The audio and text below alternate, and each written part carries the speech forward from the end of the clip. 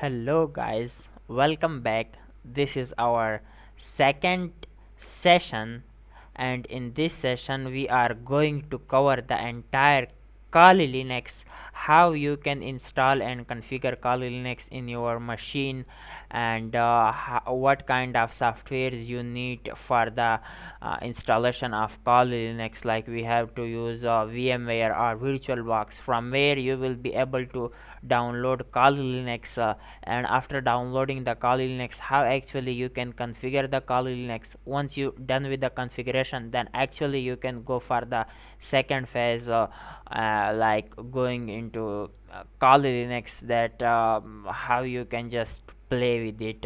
So at first, the first thing we need to do is we need a virtual machine or VMware. So I will drop the links of VMware as well as virtual machine too, but let me show you how actually you can download it. So you just need to go to Google and type download VMware. Okay, so once you type download VMware on Google, you will be redirected on the official website. Just click on this first one link. After this, they're gonna tell you that you want to download it for Windows platform, or you wanna try it for Linux platform. So I will tell that, hey, I'm a Windows user, that's why I need it for my Windows machine. And once I click on it, you can see that the download will be start. Okay, so this is going to be this will be download, and it is approximately 540 MB. Yeah, it is going to be the 540 MB size. So I have already downloaded and installed it, that's why I do not need to re-download or reinstall it. After that, if you are not comfortable with VMware, even though you can go with virtual machine, so you just need to go to Google and type virtual machine. So here is the second website, www.virtualbox.org. So basically this is VirtualBox, so you can call it VirtualBox. So just click on it, and after clicking on it, here you can clearly see on the left side we have a download button. Yeah, here. So if you click on it, it will redirect you on the download section, and here they will tell you that you want to download for Windows platform or Mac OS or Linux distribution. So you can just go with Windows if you have a Windows. If you have a Linux, you can go with Linux. So in my case, I have a window, that's why you just need to click on window, and it will start downloading. So these both are basically virtual machines that you can use it. Okay, it is totally up to you. If you want to go with VMware, you can just download it, and if you want to go with VirtualBox, you can just go with it. I have just teach you both of the ways. After that, once the installation is done, you just need to type next, next, next, next, all the simple stuff, so it will be automatically installed in your system. I assume that you have installed VMware in your machine, so let me type. Once you type VMware, so it will be it has already installed, so something will shown to you like this. Yeah, this is the interface of VMware. This is how it looks like. Yeah, most of the people already know, but it is just for beginners, so they should understand how it looks like after opening the VMware.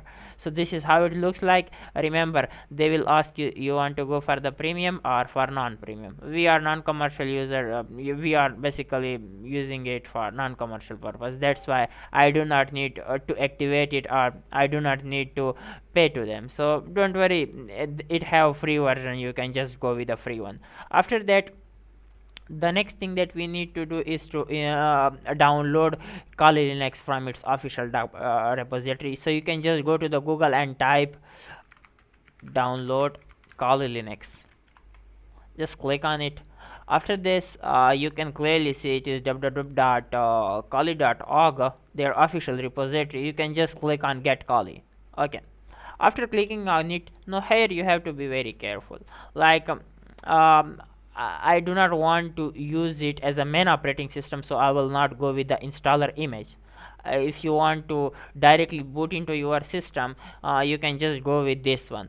But in our case, I'm going to use it for my virtual machine, that is VMware. So I will go with the second one option, which is basically virtual machine. So just click on the recommend, and after clicking on it, it will tell you that, hey, you want to download for VMware or VirtualBox, Hyper-V. So basically you can just go for the first two. Like in my case, I will need to click on the VMware. Here is the download button, you can clearly see. But if you have VirtualBox, you can just go with the second one option. Okay, after that, you have to check for your system either it is 64-bit or 32-bit. So you can just come to this PC, which will be your PC. Definitely right click on it and click on properties. So in the properties, let me show you that where I have. So basically, yeah, you can clearly see my system type. It is 64-bit operating system, as well as the processor is also x64 based processor. So yeah, I have 64 based processor and 64 based operating system, 64 bits operating system. So that's why I can just go with the 64. If you are able to see here, x86, which refers to 32-bit, then you will need to download for 32 bits. Okay, then you can just go with the 32 bits. But if you have 64-bit, make sure to go with the 64. Like after that, just click on the download button, and the download will be started. You can clearly see it will be downloaded within 25 to 30 minutes, depend on your internet connection. So basically it is almost 3 GB. But what I did here, I literally have already downloaded it. So if I go to my video section and cybersecurity course, here you can clearly see that. Let me check, give me just 1 second. Okay, I have done with this, so I can just close it. Okay, just remove this so to avoid any mess. Okay, so this is going to be my Kali Linux. So I have already downloaded it. Yeah, this is going to be our Kali Linux. So the next thing we need to do is to extract it. Remember, if you have any extractor in your Windows or Linux, it is good. If you don't have, you can just go to the Google and type download WinRAR. WinRAR is totally free, you can use it. Just click on it. Okay, after that it will tell you that you wanna go with 64-bit, 32-bit. So you can just click on 64-bit. Once you're done, you just type next, and all done. Okay, after that, all the files that are zip based or rar based, you will be able to extract them using WinRAR. Okay, so you can just right click on it, and you can just after that open with WinRAR extractor, or if archiver, sorry. After if you are not comfortable with this, you can just directly go with this option, WinRAR. Okay, inside the WinRAR, you can just click on extract to this particular folder. Okay, so just click on it, and within few seconds, depending on your processor, it will be extracted. Once the extraction is done, then it means that most of the part has been done. So just give it a wait. It will be extracted soon. Let me, okay, seems like we have done with it. Everything is working fine. So yeah, this is the folder which contain this kind of files. After this, we actually do not need to install Kali Linux. It comes pre-installed, so you just need to do configuration. There is no installation stuff required for it. After that, you will just open your VMware for the first time. Okay, then here you can see few options like create a new virtual machine or open a virtual machine. So basically what I will do here, I will click on the second option, which is basically open a virtual machine. Basically just click on it. After clicking on it, I will go to video section where there is a folder called Kali Linux. So just I will open this folder, and here you can clearly see that we have the folder that I extracted right now. If you remember, just click on it, re-click on it, and there will be only one file shown to you. But in case if you open it, there is a lot of files. So the relevant one is this one. Once you just click on open, everything will be done. You can clearly see that everything has been done. Now to avoid confusions, what I will do, I will rename it, and I will call this Kali Linux. Seems like everything is done. So yeah, after that we just need to do some configuration. So you can just click on it and just go to the settings. Okay, now here you can set up your memory, which is basically your RAM, your processor, your hard disk, and so much. So right, currently I have 32 GB RAM, which is pretty enough. So that's why I will give it almost 8 GB RAM. Okay, so it seems like, yeah, seems like it is fine. So I have just provided 8 GB RAM. After that I have 6 processors. So what I'm gonna do, I will assign it 3. Yeah, that's totally enough. In hard disk, to be honest, I have 500 GB SSD and 1 TB hard disk. In your case it is totally up to you, but make sure to assign it minimum 8 GB, because to avoid any problem in future. That's why it is recommended to use minimum 8 GB, sorry, 80 GB. But if you don't have, you can go with the list, no problem. And in future you can just literally expand it. So for the sake of the tutorial, I will make as it is. So no need to do some further modification. Just click OK. After clicking OK for the first time, you will just click on play the virtual machine. So you will need to wait, and your Linux will be loaded. You just need to enter the Kali Linux. Remember, you do not need to do any kind of installation or anything. It is pre-installed, so you just need to do some sort of configuration. That's all. Yeah.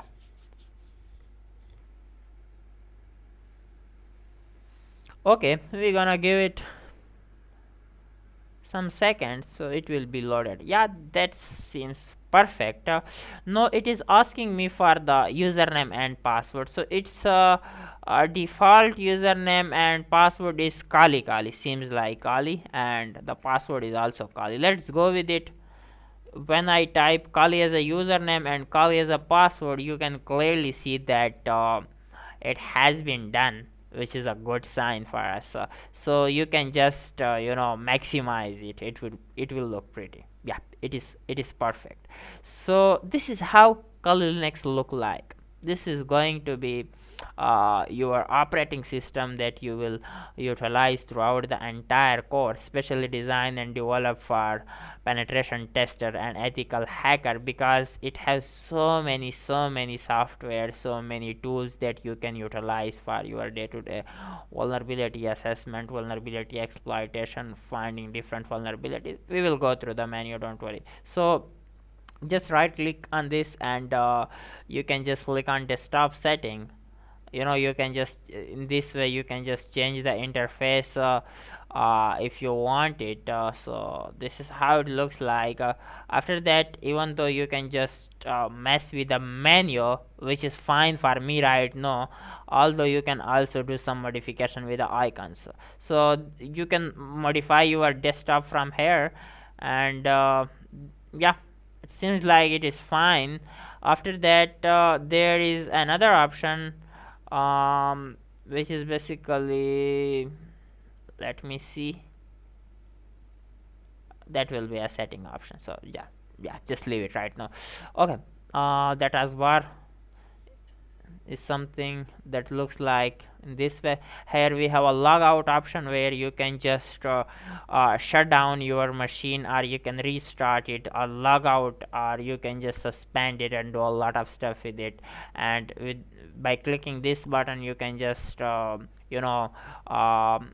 the session, and here is a timer, the time basically. And here you can just click some options, and here we have a sound buttons. So okay, so different sound buttons, you can just increase or decrease it, and here you will be able to see your internet connection. If it is Wi-Fi, you will be able to see VLAN, and if you have wired connection, in my case I am connected with my router with basically with my Ethernet cable, that's why it show me Ethernet connection. So yeah, this is how it looks like. After that, here is something important. You can just open your terminal normally from here, or you can just type it. So I will open my terminal from here, and I will just do some, I will make sure to use control plus, hold the control and just type plus, and the font will be bigger and bigger. The first thing you need to do is to switch your user towards a root user. So you just need to type sudo su.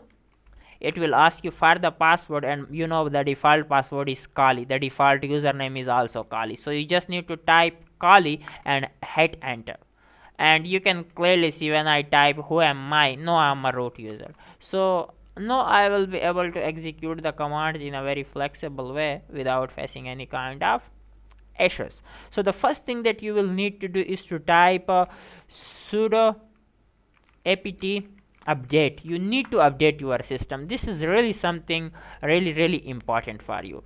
Once the updation is done, then your second command will be sudo apt upgrade. Yeah, it will be done.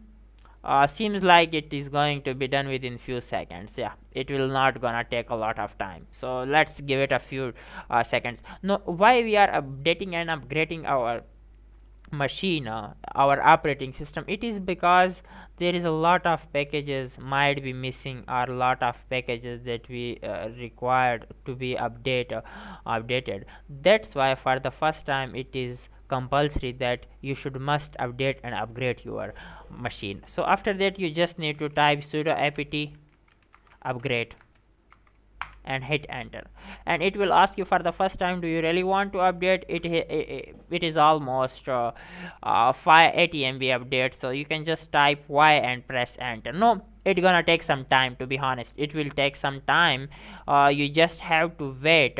It's totally depend on your internet connection speed. So once you're done with it, it means that your machine is now updated and upgraded, and you are good to go. You are really good to go. Let's have our overview of our machine. So basically, here you can see your file manager. You can just literally click on it and open the folder. After opening the folder, you can maximize it, and you can clearly see here you have a desktop, and here you have document section, download section, music, and all those important stuff that you will need. Okay, so yeah, desktop, downloads, all the download files will be here. Yes, it will be here. And after that, if I go to the computer, here you will be able to see the file system and VMware. Basically, if we go through inside the file system, you can clearly see it contain all those, basically, we call it a root directory. Yeah, the which contain all the directories of our system. Basically, boot files, boot directory, dev, etc, home directory. Inside home there will be a Kali user, and inside Kali there will be all your files. So all the users, you will be able to see the users here in this particular location. Why? Because this is a home directory, and home directory contain all the users that are set in your current machine. And similarly, you have opt, run, and system, temp directory, user directory, where directory, and these are the file system directories. So you can just later on mess with it. There is nothing extra. After that, you can just open your browser in this way by clicking on it. By default, it have Mozilla Firefox, but don't worry, in the next session when I will start it start teaching you about Kali Linux, uh, the different commands. Then I will teach how you can install other browsers too inside Kali Linux. Yeah, we're gonna set up our Chrome browser and we will do so many commands from basic to advanced phase. So you can just use it like google.com and it will be work fine without any kind of errors. Okay, after that we have this basically menu in which you will be able to see all your install applications. So in all application you will be able to see all the applications. Here we have penetration testing tool for information gathering, and we have for vulnerability analysis. Similarly, we have web application analyzing tool, database assessment, password attacks for password cracking, online offline passwords like on Wi-Fi, so many other things, Hydra, etc. We have wireless attacks tools. Here we have tools for reverse engineering. We have exploitation tools like MSF console, yeah, Metasploit.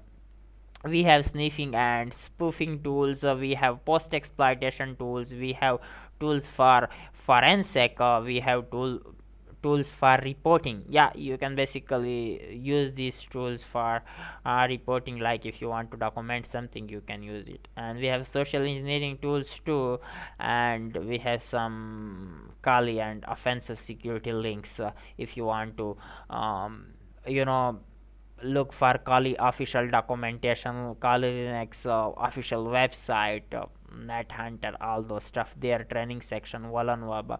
Even though if you go with Kali doc, you will be able to see all the documentation of Kali Linux. So yeah, from most basic to advanced, you will be able to see each and everything here, which is I think that this is going to be a very awesome documentation for you if you want to go through it. Okay, after that you can change the interface. Like if you want to use it as a window, you can just type hide. So after typing hide, you can just type Kali HDPI mode. Let's click on it. No, this is not something that I expected. So let me type undercover mode, sorry, UNDR.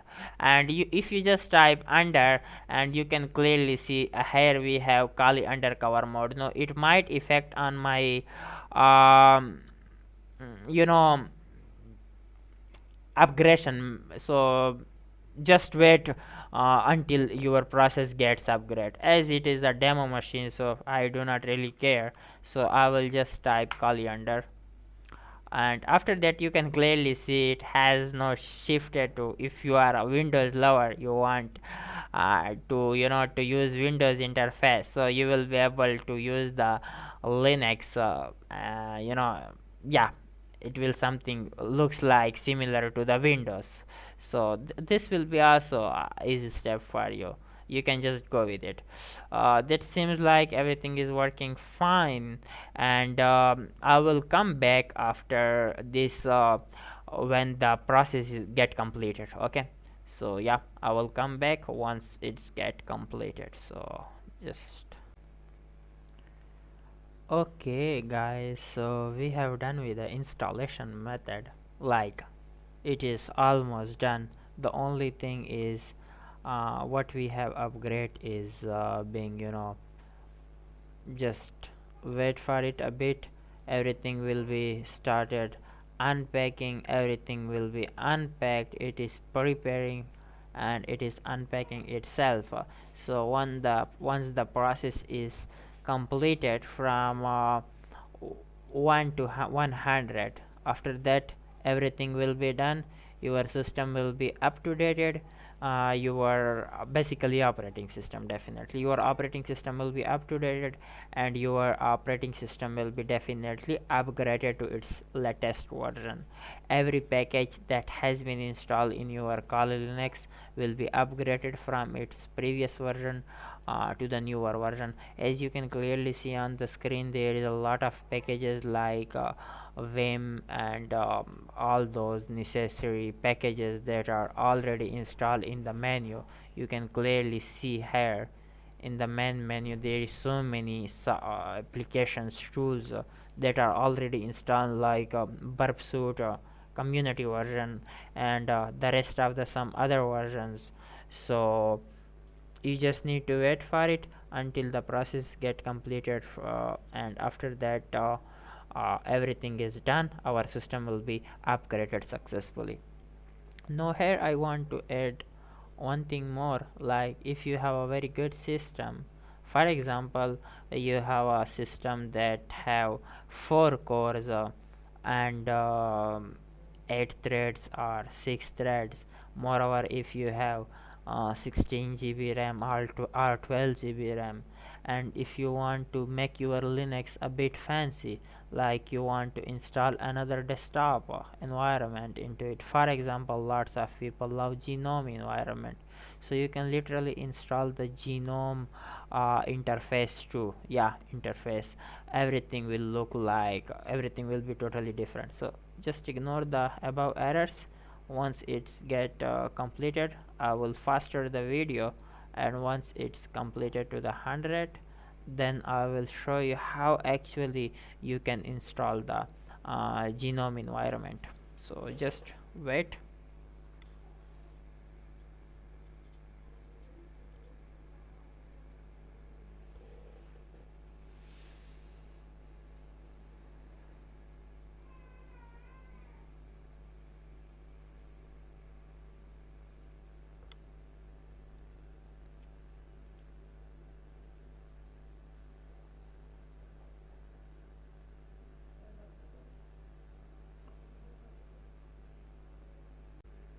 So guys, I'm just back, and you can clearly see we almost done with everything.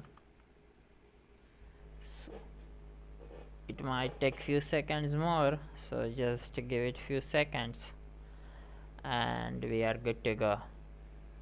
After that, if you remember, I told you if you want to install a GNOME desktop environment, you can also do it.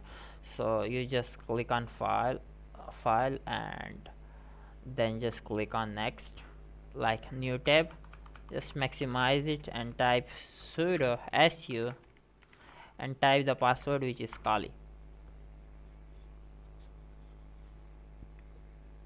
Okay, after that you just need to type apt install GNOME core,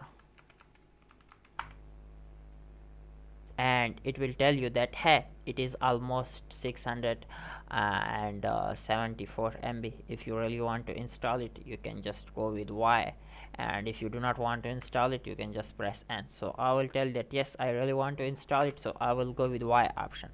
After doing this, the GNOME desktop based environment will start downloading, and you can clearly see the upgradation has been completed. So here is we just done with update, and we just done with upgrade. We are good to go. Now we will be able to execute all kind of commands on our Linux machine, and there will be no error.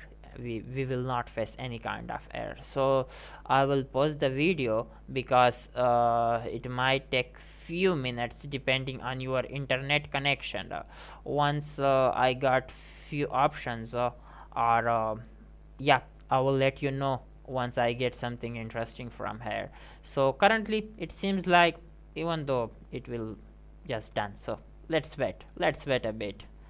It's not gonna take a lot of time as it is expected, so it will be almost done in 10 to 20 seconds. Let's give it some seconds more. Yeah, we just did it. So yes, here it will tell you, this is something important, it will tell you that which default display manager you wanna use it. You want to go with light DM, or you want to go with the first one, which is basically GNOME desktop environment 3. So I will just go with the GDM3 and press OK. After doing this, everything will be set within few seconds, so we just need to wait until the process gets completed. Let me see my video is in running mode or not. Yeah, recording is running, so everything is fine. We just need to wait few seconds. So I will show you how actually you can shift from this environment towards a new environment, a genome based environment. It's all depend on uh, if you like this one, you can just go with the default one, and if you have some good fancy laptop or desktop, you can go with the genome. Remember, I will not recommend these steps if you are if you have a normal laptop. I earlier told you. So let me maximize it a bit. I will shut it down, and after this I will just click on logout. After clicking logout, just give it few seconds. Here it seems like I just need to click on, let me see, I have any option. Yeah, here you can clearly see in the menu. Let me maximize it. So here in the menu with language, you can see here some lines, so it will tell you that hey, you have these different desktops. So I will just go with the genome. So just click on it, and after that just type the Kali as a username and Kali as a password and press enter. In few seconds you will be able that no, we have everything changed. We are now using genome desktop manager display, and here you can just literally open the menu for you. You will be able to see all the applications. So this is something fancy. Here you will be able to search for the stuff, like if you want to go for the terminal, you can just type tr, enter the password, and in this way it gonna work for you. Yeah, this is how it works. In the files, you can just go to the preference, and you can just change the font color and font size, playing with the desktop, playing with the terminal font, and do so many things with it, like this is something which is easy. I will leave it on you, so you can just do some modification on it. Moreover, let me see we have anything. So if I type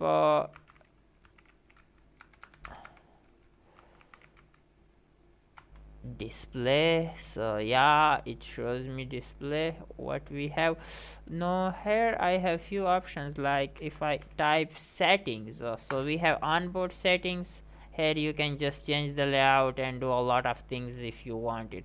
Similarly, if I again type setting, here you can see I have this one setting option, so I can just go with this one, and here I can just look about the network, Bluetooth, notifications. If you want to change the appearance, like changing the font color, sorry, background image, so doing so many things with it, you can just literally go with it. If you want to do some multitasking, you can enable or disable it. Similarly, all those install apps, you can just look into it, privacy, sounds, each and everything. And if I retype setting, here I have onboard setting. Let me see what we have. Yeah, this is the old one option.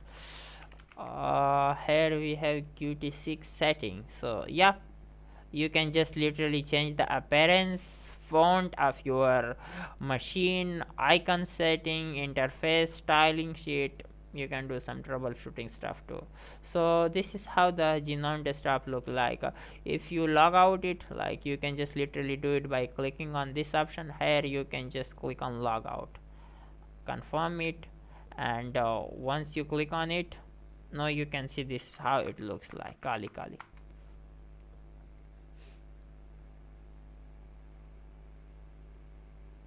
Give it few seconds.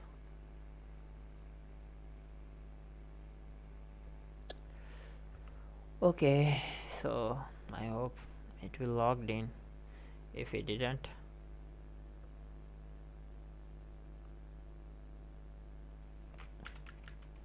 what just happened to it? So let me power off this machine. It seems like everything is done, so you do not need to worry about anything. We have just done with everything that is required. You can just now open your Kali Linux by clicking on it, and it will be booted within few seconds. So this is the new interface, which is something look like this. So just make sure to, yeah, everything is fine, everything is perfect, everything is running. This is the new interface, so you can just literally go with this. Seems like it is enough for this session. So we have just literally done with the Kali Linux, its installation, downloads, configurations, using different interfaces, installing different package managers, updating, upgrading, changing the desktop environment from simple X face to genome, and doing so many things. So yeah, this is enough for this session. I will see you in the next lecture, where I will teach you how actually you can use Kali Linux, basically, which will be a complete command line, in which I will tell you, I will teach you how we can master the Kali Linux or any Linux operating system. So take care. And one most important thing, like you can ask me that, how can you give me the command. You can just register to the chat GPT, which is basically OpenAI, and you can just ask ChatGPT to please give me the command to install genome desktop environment, and they're gonna tell you that, hey, just run the sudo apt update, and after that you just need to type sudo apt install genome core, and you can just select this one or this one. I will recommend you to go with this one. If you have heavy system, if you have light system, just go with this one. If you, even though if you skip the step, no worries at all. So I think everything is fine, just we have just done with it. So take care, I'll see you in our third lecture. So have a good day. All right, beautiful people, welcome back to our third session. In this session I will teach you all the necessary commands for Kali Linux. As you remember, we have done so far two lectures, two sessions. In the first session I explained cybersecurity, its components, branches like offensive, defensive security. Also then we have learned about penetration testing, how it works, what kind of white box, black box and gray box testing is. And then we learn about Kali Linux, an introduction to Kali Linux, how you can install and configure the Kali Linux, each and everything that should be compulsory or necessary for a beginner. That was very user friendly. And in this section I will actually teach you how you can master the art of Kali Linux. Means we will learn all the basics and advanced commands of Kali Linux. So in this section I will purely focus on the command line of Linux. So let me open the notes where I just wrote all the necessary commands for Linux. Yeah, here it is. All right, so don't worry, I'm gonna provide you all these notes, which contain all the necessary commands that you should have. So without wasting any time, let's jump into the machine that we have configured last time. So we're gonna open it. Okay, it's gonna take few seconds and we will be boot into our machine. Yeah, I will put some necessary commands here. Also I will keep looking here that what kind of commands there should be necessary that we should go with. Alright, so we are back. The Linux has been booted, so it's the time to start commands. Yeah, we're gonna play with command line. Okay, so the first thing I need to do is to open any terminal. So far let's open this one, seems okay to me, and let me maximize it a bit so you will be able to see it in a good way. Let's zoom it a bit. Okay, no, I hope you can see it very clearly.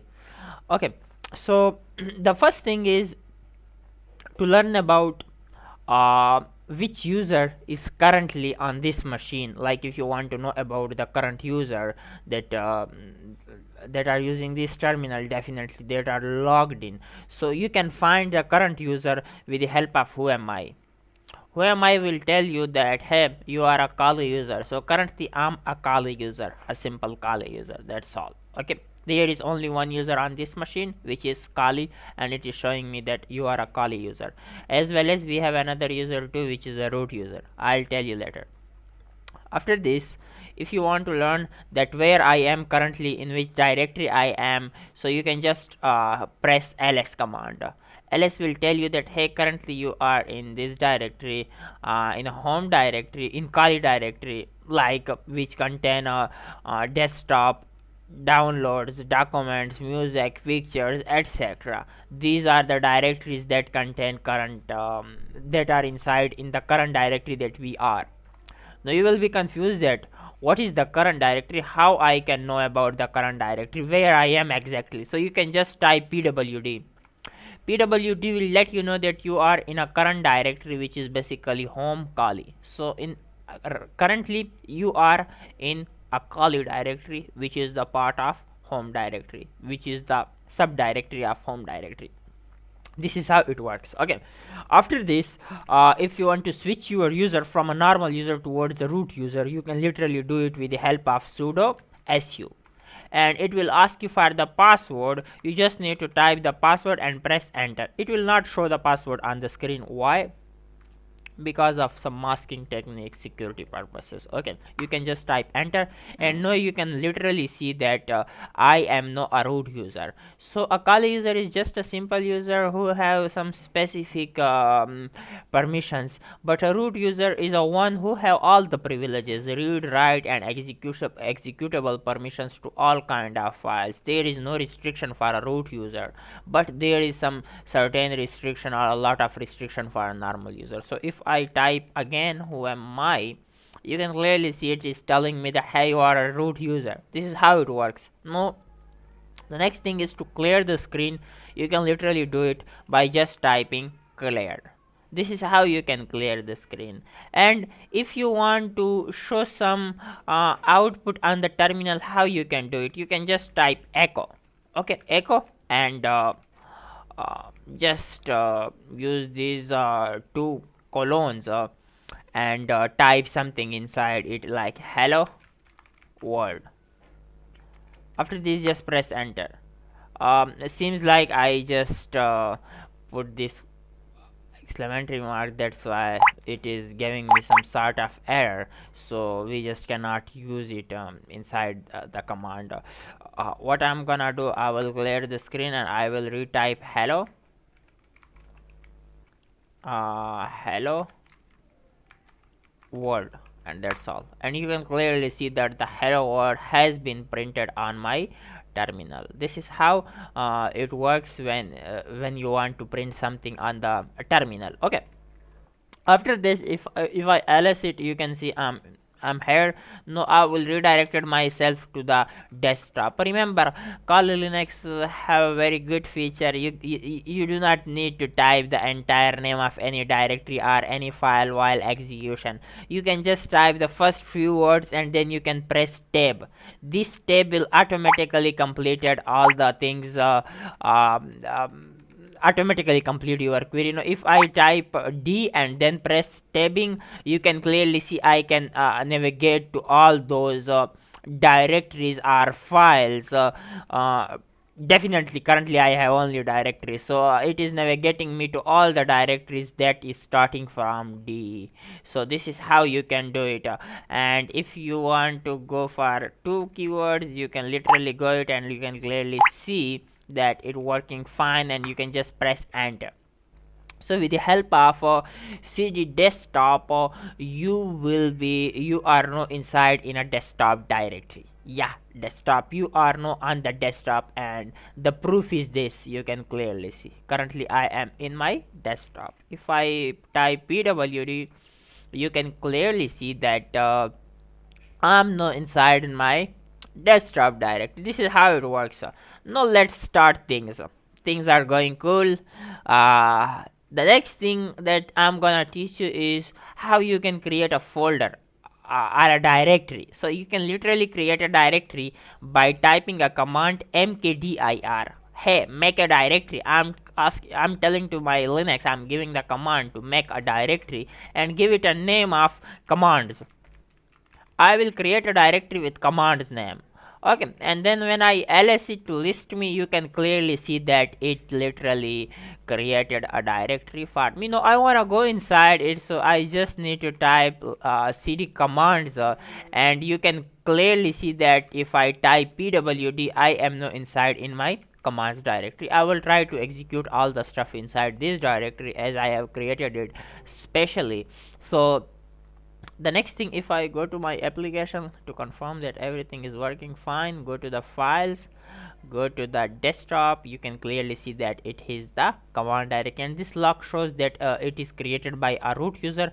That's why it will have only readable permission, not executable permission, or you just cannot copy it or move it to anywhere. As a normal user, remember, as a root user you can do whatever you want. Okay, so we're gonna see it.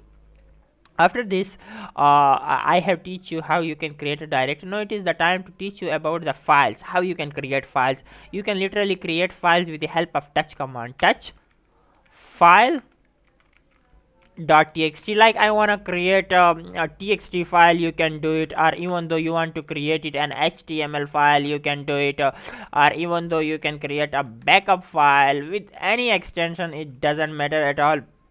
Whatever you are interested in, it gonna create a file for you. But currently I wanna go with the txt, a simple file.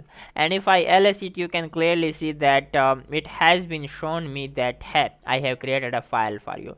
Now if you want to see the content of that particular file, how you can do it, you can just cat it with the help of cat command, fi and tab. With the help of cat command, it will show you the content of a file. Now currently there is nothing inside it, that's why it is showing me that, hey, all well, means everything is empty. So that's why it is giving me empty response. Now the thing is, you can also create a file with the help of nano command. So you can just type, nano is a utility that is pre-installed in Kali Linux, so you can utilize it. Nano file 2.txt. And now you can clearly see you are now in a nano text editor, and you can type something, for example, hello world, and after that if you want to save it, you can do it with the help of control s, and you can see wrote one line has been written successfully. Now you can execute yourself by typing control x. Remember, with the help of control x, you can save the file, you can save the data inside that particular file, and with the help of control x, you can you can just terminate the nano. Now if I clear the screen, type ls, and now if I type to see the result inside second file, you can clearly see it contains some data which is basically hello world. You can directly put some data inside it, but I want to show you the third technique too. It might be very useful for you. You can use leafpad. Leafpad have a graphical user interface. This is a text editor in Linux. You have to install it. In case if it is not, you just need to type leafpad on the terminal, and it will tell you, hey, it is your first time, you do not have a leafpad, do you want to install it? I will say yes, I really want to install it, and within few seconds leafpad gonna install. Okay, that's cool. Now we are clearly able to use leafpad. So now you can use leafpad, and this time I will use the first file, which is an empty file. If you remember, if you type here something like file 4.txt or 3.txt which is not exist already in the current directory, it doesn't matter at all. If there is no file, leafpad will automatically create a file for you. If you have a file, that's cool, you can also modify that file. So currently I have a file files.txt, and I'm gonna do some operations on it. So leafpad, and you can clearly see that the text editor has been opened. Now here I can do what I want. Hello brother, how are you? Hey Masoud, I am fine, Thank you. So this is how it works. No, to save it you can just click file and save. It has been saved. Otherwise you can type control S and all done. No, close it. Okay, we have just done with it. Now if you type ls, let's explore it. Let's see the result. Files.txt, you can clearly see it contain two lines, which is a query and the response to the query. This is how nano work, leaf pad works, and simple touch command works. No, the most important thing is you can use echo command in order to create files and redirect some data into it. Now how you can do it? You can just type echo these two colons and hey, for example, hey is our query, or hey is a command that I want to inject, or a data that I want to inject in any particular file. Now remember, I do not have any file, so I can use this redirect sample, the forward redirect sample, and I will tell to the echo that hey, please redirect the data in a file 3.txt. Now what this echo will do, if there is no file 3.txt, it will automatically create it. As you know, in our case we do not have any file 3.txt, so you just need to type enter and type ls. You can clearly see that I have file 3.txt, so you can get it and just see the result which contain hello. Now I want to add another line, like hello, hey is already been added there. Okay, and remember to navigate to the previous and next commands, sorry, to navigate to the previous and next commands, you can use the up arrow and down arrow on the right side of your keyboard. Okay, yeah, you can use the up arrow and down arrow, left arrow, right arrow for moving to the left side, to the right side, and up and down arrow for navigating the commands, previous commands and next commands. So you can always use your previous commands, you do not need to retype it. No, you know that I have already file 3.txt which contain hey. I want to add another line, and this time I'm gonna tell to the echo that please add how are you.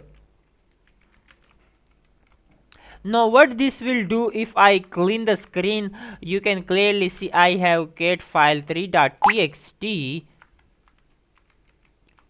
which contain how are you. But where is the first line? The first line has been removed. Means this single redirector is basically what this single redirector is doing.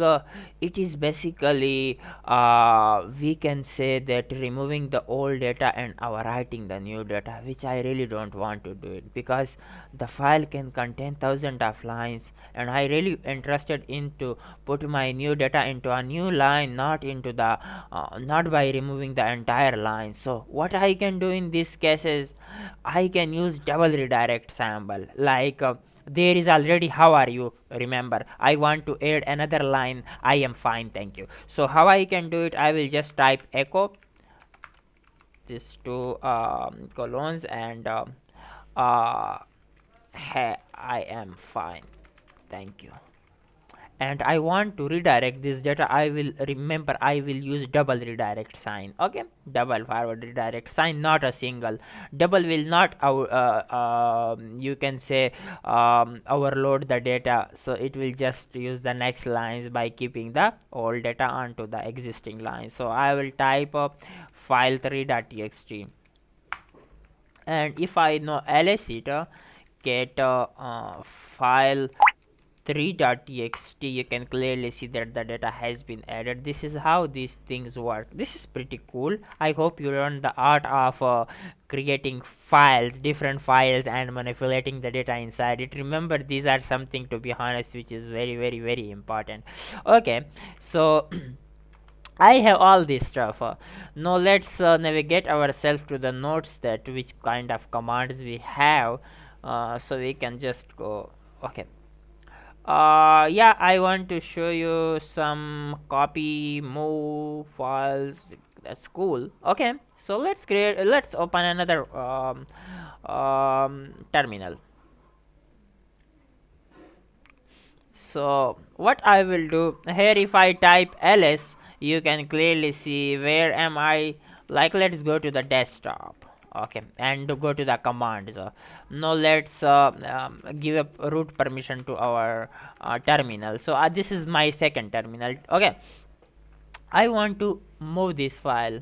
At first I want to copy this file to my desktop. So how I can do it? I will literally type cp for copy. Copy the file. Remember, you can copy the one file, you can copy one file, you can copy multiple file, you can copy the entire folder or directory. So I will type file1.txt. Okay, file.txt. Then this is the file, and after that you need to provide the destination, like where you wanna copy this file. I want to paste this file in desktop, which is in home, Kali, and desktop. By just tapping tab, it will be automatically completed, and press enter. You can clearly see that I have used this command, so it seems like this file has been copied to the home, Kali, and desktop directory. If I ls it, the file is already exist. Why? Because you know that I have copied it, not paste, not move it. So if I ls, if I go one directory back again, remember I didn't teach you that one directory back, so just don't worry about it. So if I type cd desktop, you can clearly see that the desktop contain file .txt that I have copied. That's cool. Now if I want to move any file, how I can do it? I can use the same technique, but this time I will not use cp. This time I'm gonna use a move command. Okay, so you can just type move and file3.txt, the file that you want to move, and you can provide the destination to the directory where you wanna move this file. So I will just type home, Kali, desktop. So I wanna copy it to the desktop, and if I ls it, you can clearly see this file is no more here. But if I ls here to my desktop, you can clearly see it contain file3.txt. You can literally do the same thing, like if you want to move it from here again to the previous location, so you can just use it by typing home, Kali, desktop commands, and permission denied. You know why? Because that directory is a root directory. That's why you cannot do it. You have to switch your user from a normal user towards a root user.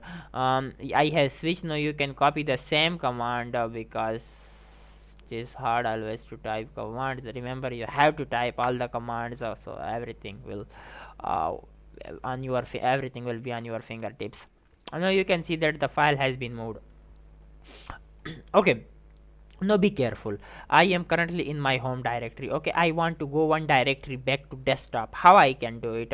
I can do it by typing cd dot dot. This cd dot dot will tell to the terminal that I want to go one directory back.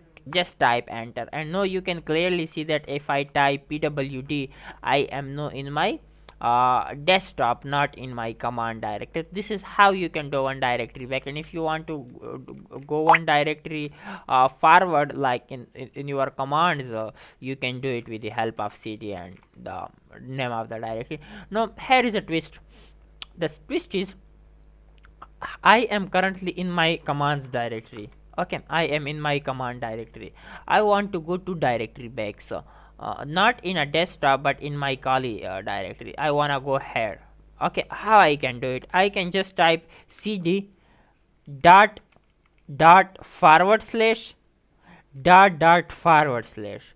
This dot dot forward slash, at first the first dot dot forward slash will tell to the terminal that please lend me one directory back, and the second dot dot forward slash will tell to the terminal that please lend me second directory back. So two commands will be executed simultaneously, and you will be landed into Kali directory directly. Yeah, so if you type enter, you can clearly see that I have just moved myself from home to Kali. And if I type pwd, you can clearly see that I am now in my Kali directory. And to be honest, you can just go there again and use the same command. If you want to go 3 directory, go back, 4 directory back, whatever you are there, you can just literally go, and you can clearly see that currently I am in my home directory. This is a very smooth command. So this is how it works.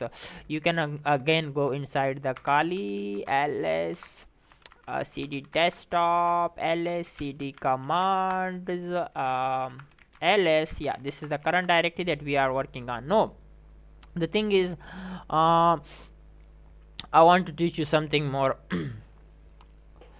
Okay, so one important thing I forgot to tell you, that how you can actually remove any file. Okay, like you wanna remove it, how you can actually do it. There is a file 1.txt. At first I will teach you how you can make a same copy of any file, then I will teach you how you can remove it. So this is the file file.txt, and I want to make a copy. So you can just type cp file.txt, and then the you can say that you can give it another name like copy.txt. I hope it work. And if you ls it, you can clearly see that I have copied the same file in a current directory. That's why I didn't specify any directories. So I wanna paste it, I wanna make a copy in the same directory. You in same directory, you do not need to provide any kind of full path. Okay, you can just type the file name by giving a space. So you can see that I have a copy. If I get a copy, you can clearly see it contains some lines. Now I will create another directory. No, I'm not gonna create another directory. I will teach you how you can remove this file. You can just remove this file by typing rm and name of the file that you want to perform some sort of operations, and by typing rm means remove. You can clearly see I have no copy left. I wanna recreate it. Let's do it. Recreate. Why? Because I need it for some purposes. No, I have teach you how you can remove the file, how you can actually remove the file. But remember, this command is not going to work on the entire directory that contain files. How? Let's create a directory mkdir, and after that I wanna create a directory and I will name it test. Okay, so you can clearly see that my current directory contain test. Let's clear the screen. Let's copy this, move this file, move this copy file. I wanna move the copy.txt file inside test directory. Okay, and if you ls it, let's see that is it working. Yeah, it contain the test directory, no contain copy.txt. Let's go one directory back, and I want to remove the test directory. How I can do it? You can just type rm test.txt, and remember, they are telling me how you cannot use rm because test is a directory. So you can do it with the help of rm minus sign, like negative sign or hyphen, and rf, and then you can just specify the name of the directory. It will remove all the it will remove that particular directory, and also it will remove the file inside that particular directory. So if you type ls, if you type enter and then ls, you can clearly see the entire directory has been removed, literally including all the you can say all the necessary files inside it. So this is how you can remove directories. Let's go to the notes. Okay, yeah, that's cool. We have some, like, if you want to give some read permission, executable permission, and write permission, how you can do it.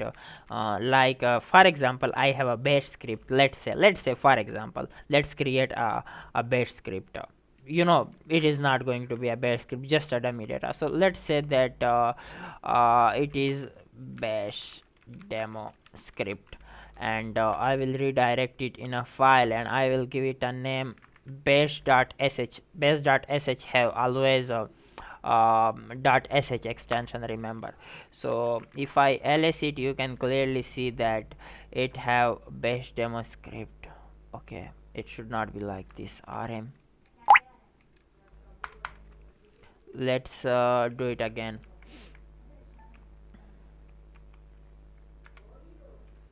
Okay, just do this in this way.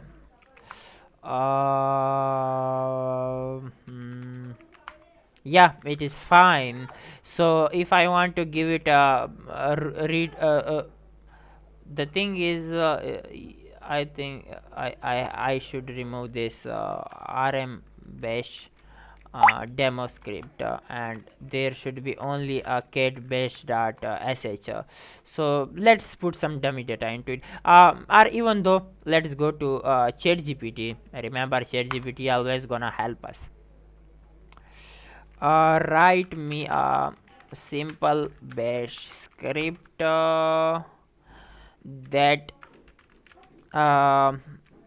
ask how are you, and I should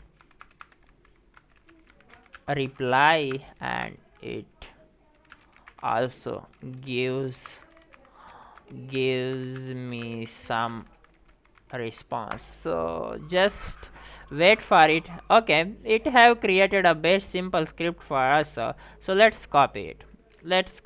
After that, let's open the bash.sh file with leaf pad, and paste the script. I have literally pasted the script in this way. Okay, this is how it works. This is how it looks like. Now save it by using Control S. It has been saved, and if you get the bash.sh, you can clearly see it contain a simple script. So now the thing is, I want to give it a read, write, and executable permission. How I can do it? You can just type chmod plus x and bash.sh. Now you can clearly see currently it have a white color, and the color will be changed. It is no executable files will be something look like this. So now you can execute it. You can just type bash and then bash dot sh name of the file, and it is asking me hello, how are you today, enter fine or not so good. So I will just type fine, because I'm fine, I'm really fine, and they just tell me that that's a great to have. Remember, just you do not need to write these kind of scripts, because I know you do not have bash knowledge.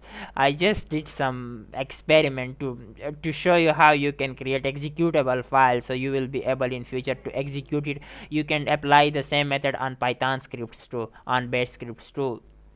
That will be our current that will be our future topics when I will teach you batch scripting. Don't worry, um, I have an entire you can call it um, module for batch scripting, so just ignore it right now. Okay, I have teach you how you can create files and put data inside it and execute it. It seems like it is fine. Now the second thing is, if you want to list the current processes, you can just type ps, and it will tell you that hey, currently this process is running on your current terminal, you can say. And if you want to execute it on the next level, like you want to know about you want to display the information, display system information and process, you want to display the system information and processes, you can type top command, top. This top command will tell you what kind of processes is running, what kind of commands they are utilizing, each who is using it, are they a simple user or they are root user, what is the process of process id of those particular current we can call it process that are running. So this is how much cpu they are using, how much ram memory they are using. So you can just type control x to stop it. So this is how the top command work. Now the most important thing is, if you want to kill any command, like there is some background process running and you are not interested at all to that they should run further, so you can literally copy their PID, process ID, and just type on the terminal kill. For example, I want to kill a process that have user ID 1494, and when I type enter this literally, to be very honest, this will be no, I want to show you practical. So just let's open any process. This is a tool which have a name of deer search. So seems like I have opened it, and the next thing is let's retype the top command top. Okay, so let's see that am I able to see that particular command here or not. I hope so. um, it seems like it have genome terminal, so it's okay, I'll leave it right now. The thing is, you know, the important thing is you just have the knowledge how you can terminate any particular command, any particular process. So you can literally do it with the help of kill, and then you just need to provide the process ID and press enter, and that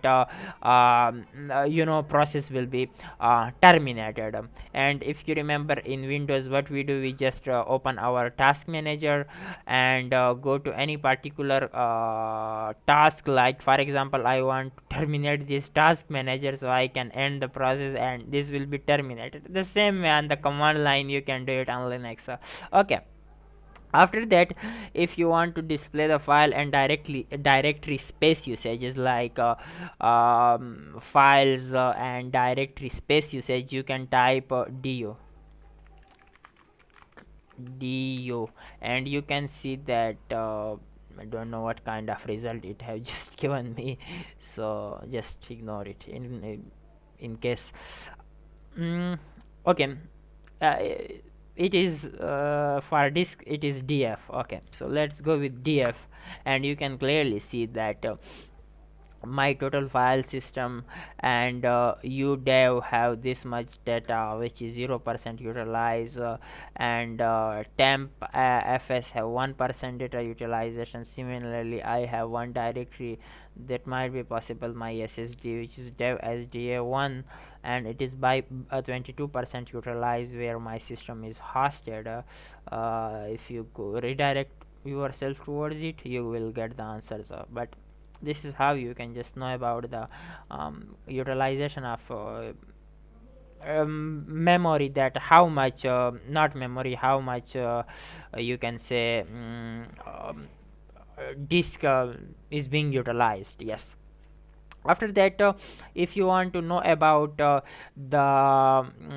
network interface and information display, the network interface and information, how you can do it, you can just type if config.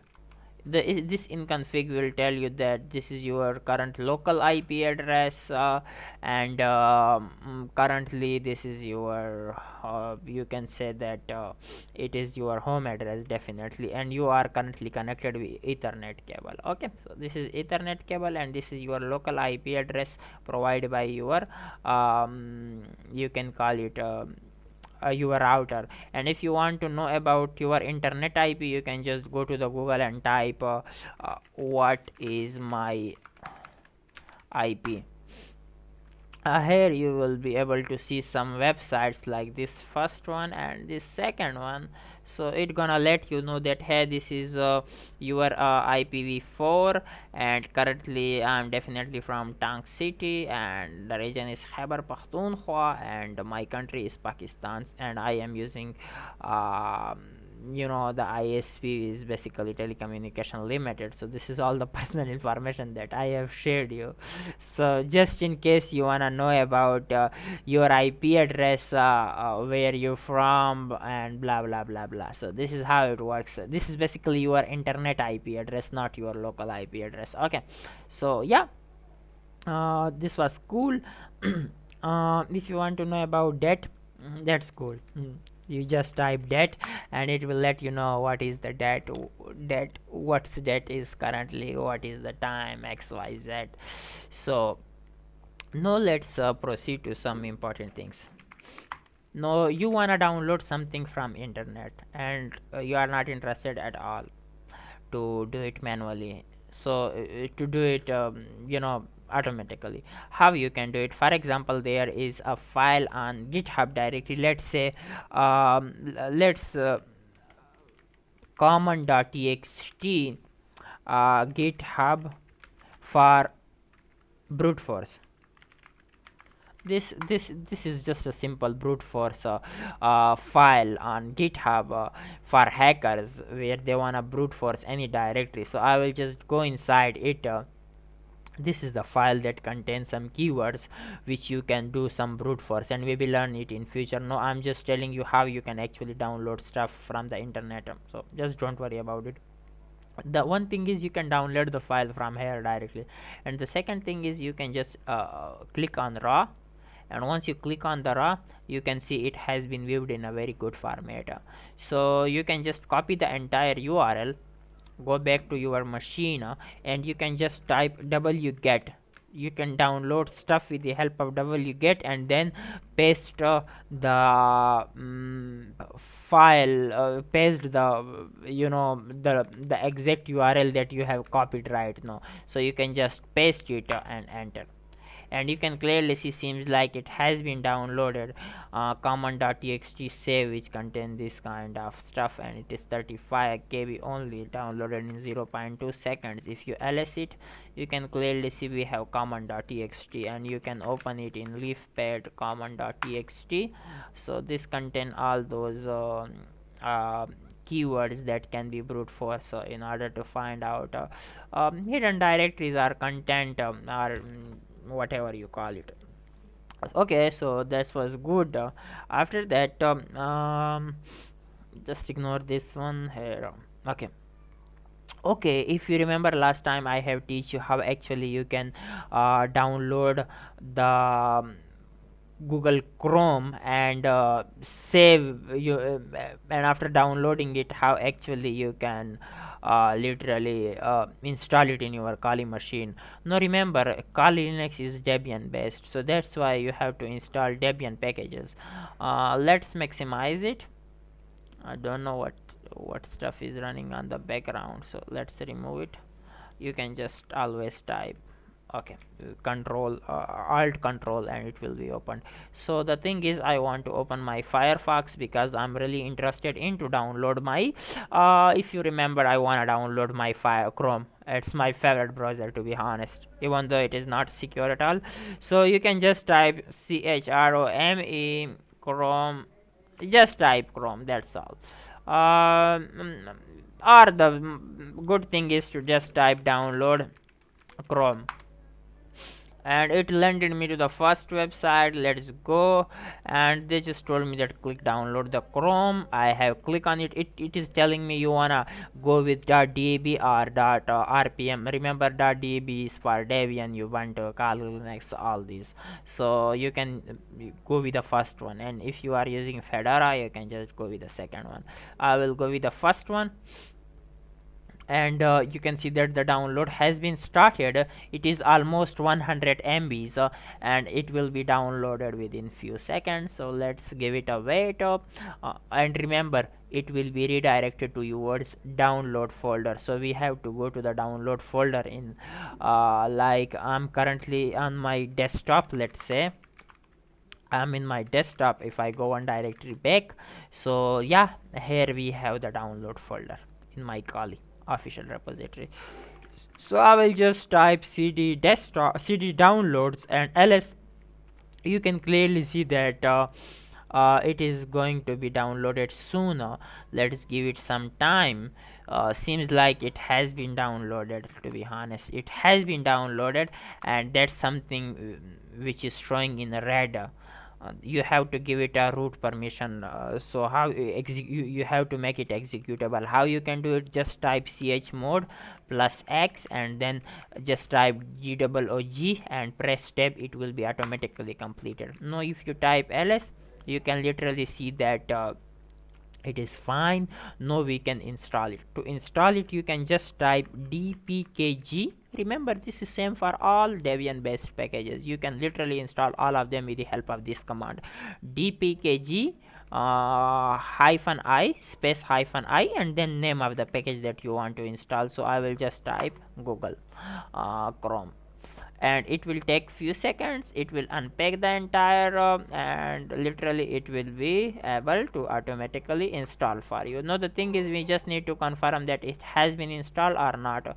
So you can just navigate your mouse to this and just type Chrome, CHRO, and you can clearly see that the Chrome has been installed. And if I press OK, you can clearly see that my Chrome browser is working perfectly. I can just navigate myself to Google or to anywhere in order to use it. This is how you can install all kind of Debian based packages in your Chrome browsers, sorry, in your Kali Linux. In future, if you need something, you can literally download their Debian based extension based package, and then you can just simply install it with the help of dpkg-i and then name of the package. I hope you are getting a lot, you are learning some new stuff. Even though if you are a old user, still you have learning a lot of things. No, here is a twist. I want to show you. Let me clear the screen.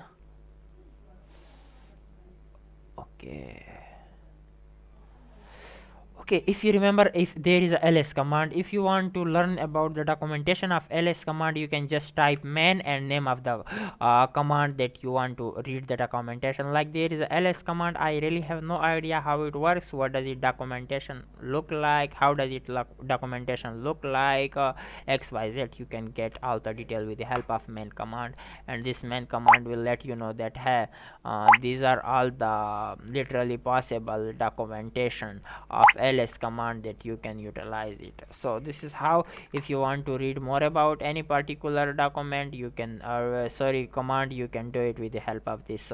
And the second thing is, if you want to know about the history, that which commands you have executed so far so on, you can just type history. You can clearly see this currently tell me 23 to 24 commands that hey, you have right now in this terminal, in this particular terminal, executed this sort of commands. If I type to my old terminal, which I have executed lots of commands, you can literally clearly see that I have executed so many commands here.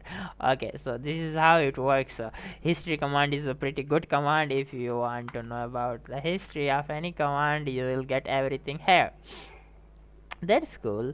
After that, if you want to know about, if you want to display some information about the particular, we can say, if you want to display some information about the system, you can just type uname and -a, and this will let you know that hey, you are using Kali Linux.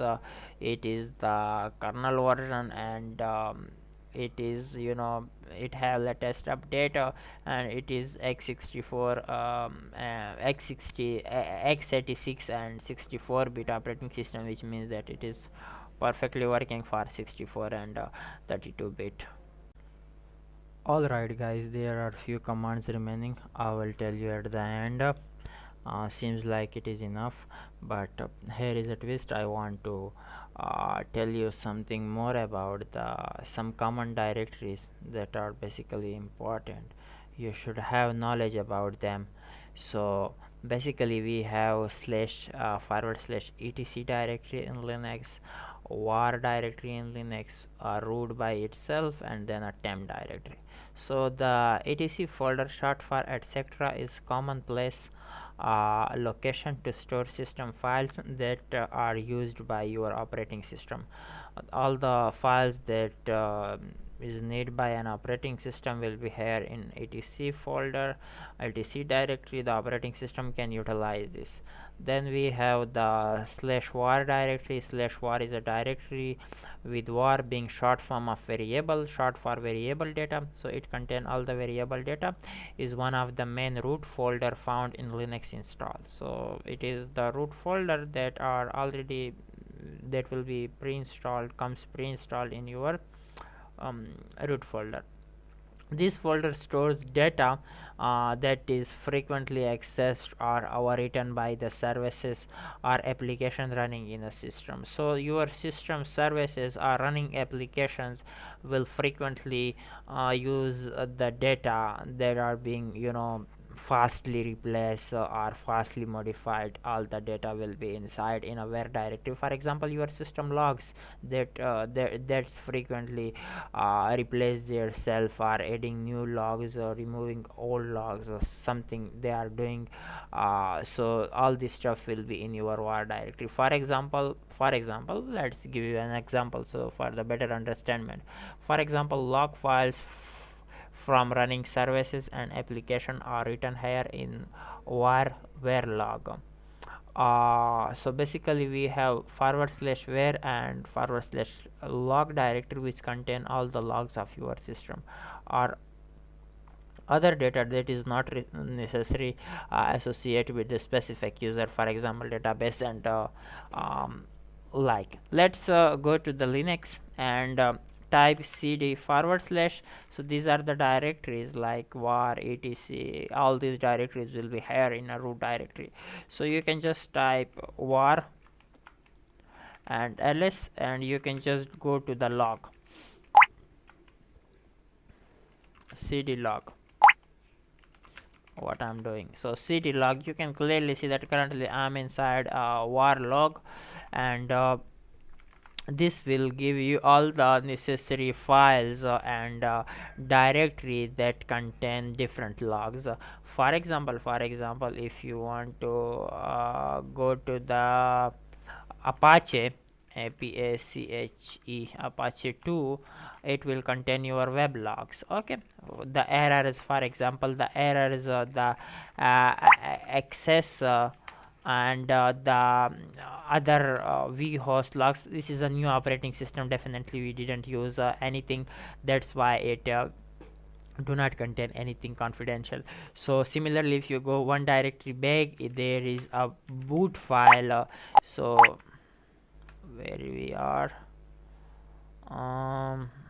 just cd dot, yeah, here we have a boot.log. You can just get the boot.log, and you will be able to see all the boot's logs here. This is how logs work. These are the directories that are being used for different purposes. Similarly, we have a root directory, and basically, unlike the home directory, the root folder is actually the home for a root system user. There is not any more than this folder, or than just understanding that this is home directory for a root user. In short, in a very simple words, that this root directory is basically a home directory for a root users, that for a root user, that's all. Then we have a temp directory. It is basically a unique root directory found on Linux install. Short form is temporary. The temp directory is volatile. Remember, it is a volatile and is used to store data that only needed to be accessed once or twice. So all the data that the system will need to access one time or two times, the data will be stored in a temp directory. Similar to the memory on your computer. Okay, on the computer, when the once the computer is restart, the content of this folder are clear out. So the content inside that particular folder will be clear out. And we have already learned so many commands. So yeah, here is one more important command. Like you wanna execute multiple commands, how you can do it. You can do it, for example, I want to upgrade and update and upgrade my my Linux using one command. No, how I can do it? I can do it by just typing apt update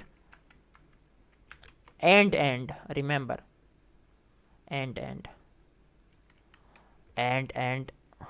apt upgrade. Now this what it gonna do, at first it will run the first command, which is apt update, and once the update is done, then it gonna use the second command for upgradation, and it will upgrade my command, upgrade my system. So you can use simultaneous command using and operator. And if you want to run something on the background, assigning it a process ID, how you can do it? You can literally do it in this way. For example, apt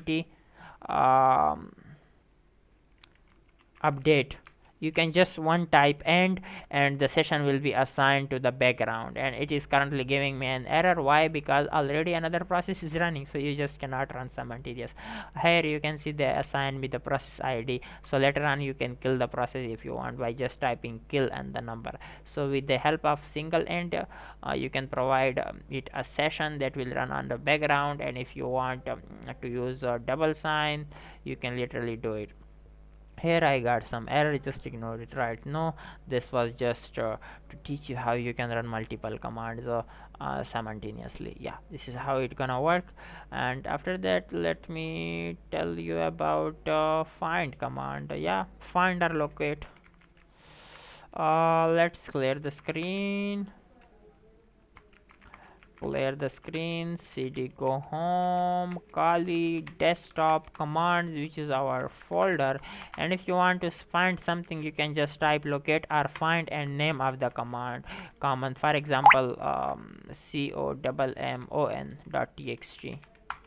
So you can clearly see it located me the common.txt in this current directory, in etc, in users shared. You can literally see all the common.txt files. So later on, this is how you can actually find any command, and then you can use it, utilize it. With the help of locate command, you can find any file anywhere in your system, and it will show you the content of that particular data. Okay, that's cool. After that, we have a grep command. Yeah, this should be the last one. Okay, so if it have currently, then it's good. Otherwise, yeah, here. For example, let's say this is the IP address. Okay, let me open any file. Leafpad file.txt. Okay, so it is a file that contains thousands of lines, and I'm really interested in this particular data. So how I can do it? i can just I can just type grep command, grep, and then just specify the data that you want to find. How you can do it? You can just paste the data, and you can paste the data using Control Shift and V, and then you can just give the name of the file, like I want to find this data into this particular file. So how I can do it? Just type enter. If the data is there, it gonna reflect you the data in a red format. If it is not, then it gonna reflect you empty message, like nothing. For example, if I remove this stuff and if I enter, you can clearly see it reflects me nothing, which means that there is no data available. Okay, so this is how it works. So this was a grep command.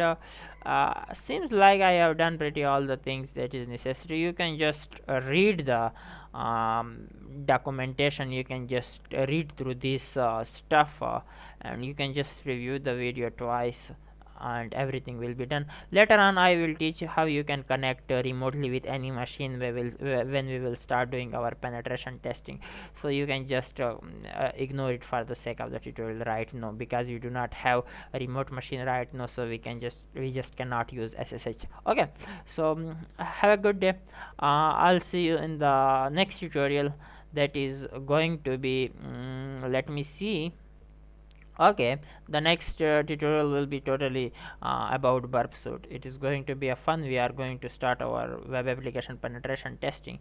So have a good day, take care, bye.